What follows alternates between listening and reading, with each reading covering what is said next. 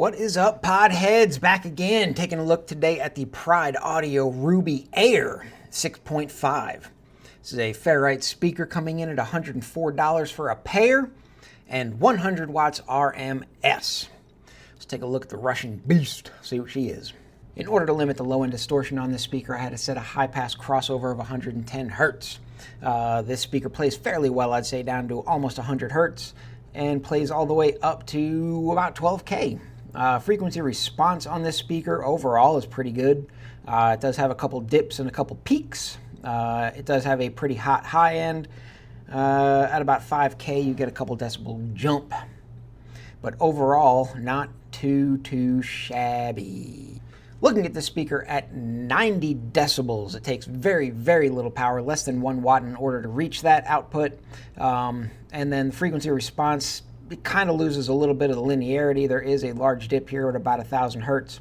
But the good thing is, for door-mounted application, the high end does have a pretty good rise up, so in case there's any cancellations in your cabin, mounting these things in the doors, these would work out fairly well. Distortion at 90 decibels is painfully impressive, everything staying under 1% distortion. Very good low-power application speaker. Giving this speaker 14 watts to get to 110 decibels. Distortion still stays fairly well maintained at under 10%, and stays pretty well maintained at around 5%, with a large peak showing up at about the 1,000 hertz range, simply because of that big drop in the response. Giving this speaker 100 watts output does increase overall to about 120 decibels. You still have that large dip in the response at about 1,000 hertz. Distortion does climb up above 10% on the low end, and that 1,000 hertz dip is noticeable in the distortion measurement. The Ruby Air 6.5 from Pride Audio.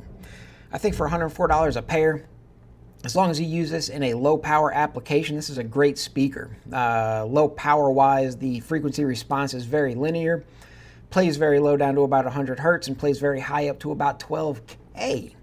And very minimal distortion at low power. Once you start adding more watts to these things, they get a little bit crazy. Frequency response gets squirrely, and distortion starts getting, not terrible, but not great. So for me, I'd say for a factory replacement type application, these are a great option. Please.